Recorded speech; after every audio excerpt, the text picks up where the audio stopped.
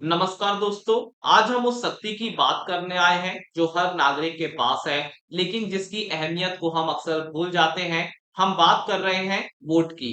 जब हम मतदान केंद्र पर जाते हैं तो हम सिर्फ एक बटन नहीं दबाते, बल्कि हम अपने देश की दिशा तय करते हैं। आपका एक वोट आपके मोहल्ले की सड़क से लेकर देश की आर्थिक नीति तक हर चीज पर असर डालता है। लेकिन बहुत से लोगों का सवाल होता है, हमें कोई अच्छा उम्मीदवार नहीं मिलता या सब नेता एक जैसे हैं। यह एक निराशाजनक स्थिति है। पर क्या इसका मतलब यह है कि हम खामोश हो जाएं? क्या हमें सिर्फ इसलिए वोट देना चाहिए क्योंकि हमें देना है? अगर आप किसी उम्मीदवार से खुश नहीं हैं, तो आपके पास एक और रास्ता होता है, नोटा।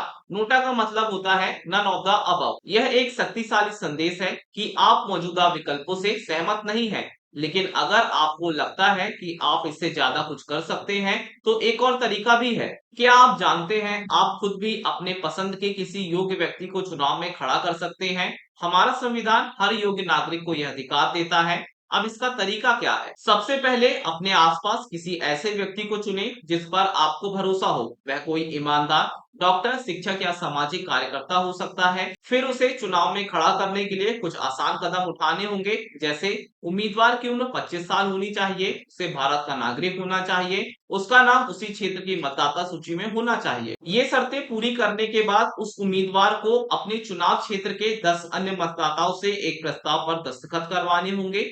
यह बताता है कि 10 लोग उसके उम्मीदवार बनने का समर्थन करते हैं। अंत में एक छोटी सी जमावत राशि जमा करनी होती है, जैसे लोकसभा के लिए 25,000 रुपए और विधानसभा के लिए 10,000 रुपए। दोस्तों, ये हमारा देश है और इसकी जिम्मेदारी भी हमारी है। जब कोई आपको वोट के बदले पैसे या उपहार देने की कोशिश करे, तो सोचिए, क्या आप अपने देश का भविष्य कुछ रुपयों के लिए बेच देंगे? हमारा वोट हमारा सबसे बड़ा हथियार है। अगली बार जब आप वोट देने जाएं, तो याद रखें, आपका एक मत आपका देश। नमस्कार।